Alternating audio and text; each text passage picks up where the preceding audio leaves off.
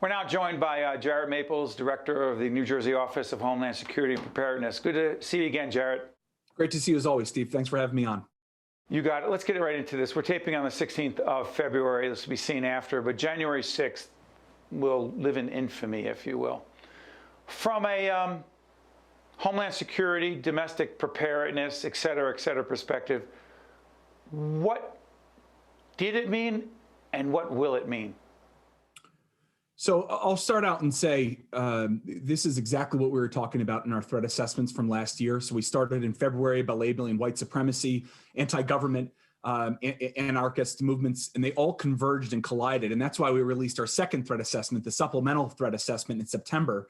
Because of this convergence of issues that you saw from that time, COVID, the civil unrest in the summer, the elections, the contesting of the elections, all the way through till January 6th, and it really did collide on top of the United States Capitol. So from our perspective, unfortunately, it bore out what we were saying in those threat assessments, one. And number two, it really did test the very limits of our system, I think, overall. The good news is that the system has remained intact and went on as planned. That's a big one. The other side, I'll say, and I've been asked a couple times about this, but as you know, my background, I spent a lot of time overseas in hostile areas, denied areas, war zones, and I saw government facilities and buildings and governments themselves overrun. I never imagined when I took the job as the Director of Homeland Security 4 years ago that I would be informing the governor, as I did that day, that the United States Capitol had been overrun. But thankfully, again, it was taken back, and I think we're moving forward in a security posture and as a country. What do you think, Jarrett? You've been with us many times. You can check out Jarrett on NJ Spotlight News. He talks about it all the time. What do you believe is fueling, quote unquote, white supremacy? What's fueling it? Not just nationally, because I'm stunned at New Jersey. Yeah, it is nationally, and it is very much present here in New Jersey. To your point, we have talked about this quite a bit. We see that as an important point that we can do is talk about it, that it exists, that it's out there. What's fueling it? It's hard to say exactly. There's certainly a lot of misinformation and disinformation online. There's whisper campaigns offline. You look at some of the foreign government interference, no question about it. I'll go on the record and say that Russia, China, Iran, some of those actors are fomenting and adding that discontent and chaos into the system. What do they have? Through I'm sorry, Jared, for interrupting. I'm sorry, here's my question. What does Russia or others have to do with fueling white supremacy in New Jersey or the nation? Yeah, it's really fascinating and quite a bit, actually, because that's how they're targeting us from a covert action program on their part. And some of this, by the way, is all open. I mean, they're going into open media and trying to foment and cause this chaos. But what it means for them is it causes that chaos. It drives at our system itself. It attacks our openness, our freedoms, our liberties that we take advantage, or do we take, we have, and they go after us through those mechanisms. And by causing that discontent and chaos inside of our own system, by driving people towards white supremacy, by saying, we hear your anger, here's more things to anger you and fuel your fire. That's what's happening. But then also domestic actors in general, right? KKK, of course, has always been around or has been around for a long time, but there's a lot of other splinter groups. Who the heck are the Proud Boys? Who are the Proud Boys? And Yeah. is that the KKK in another name? Not necessarily, but similar in many ideologies, for sure. I mean, they're not wearing robes and hoods. They have different garb, but a lot of the background, a lot of what they preach is generally about the same principles of white supremacy. But it goes further than that. It goes into anti-government, goes into anti-police, it goes into anti-system. It's attacking the system itself, whether it be NJEHA, whether it be Proud Boys, whether it be Patriot Front or Sons of Liberty. I can keep going down the list. There's a lot of them. They're right here in New Jersey. And they are trying to cause that chaos to bring about the downfall of our system.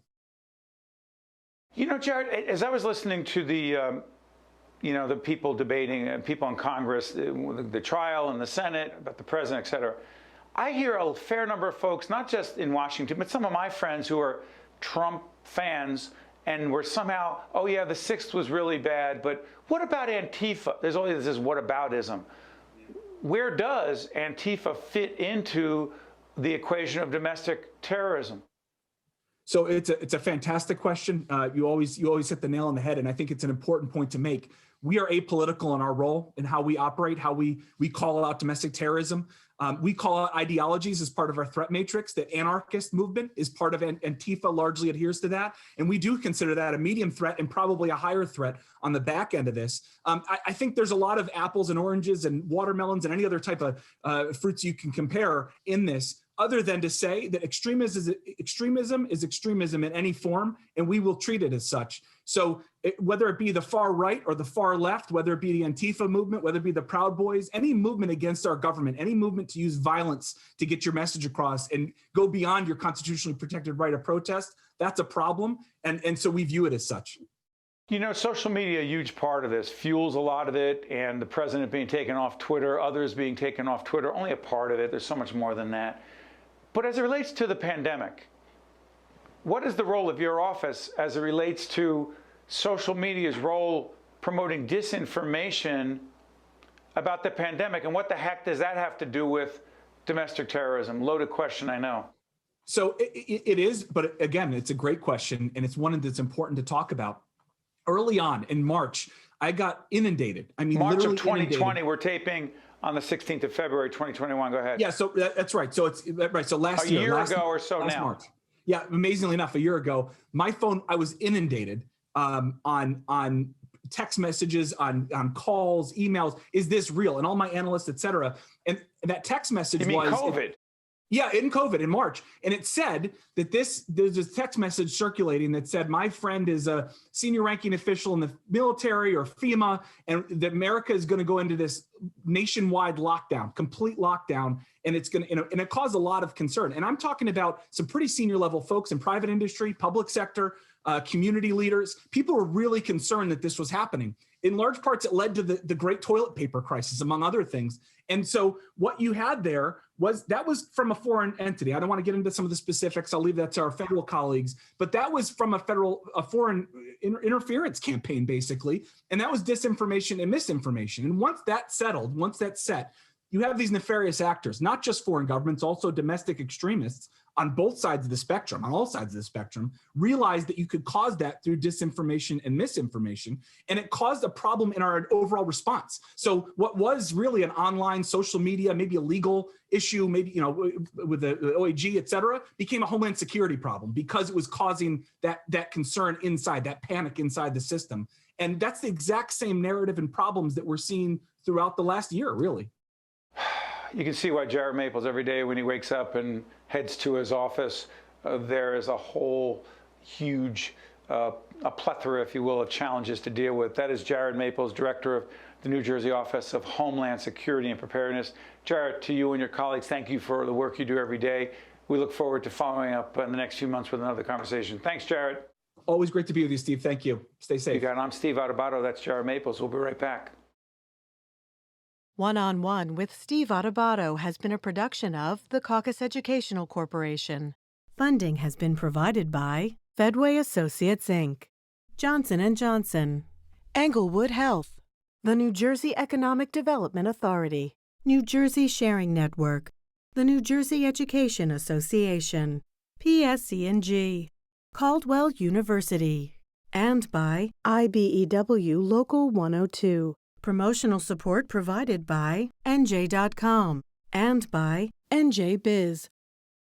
I could feel my lungs fill with oxygen, and I got my life back. The Sharing Network means to me hope, life, and everything. The Sharing Network was a lifeline to me when I really needed it. We are an organ procurement organization. The core purpose of the New Jersey Sharing Network is to save and enhance lives. To honor those who gave. Pay tribute to those who received. Offer hope to those who continue to wait. And remember the lives lost while waiting. For the gift of life.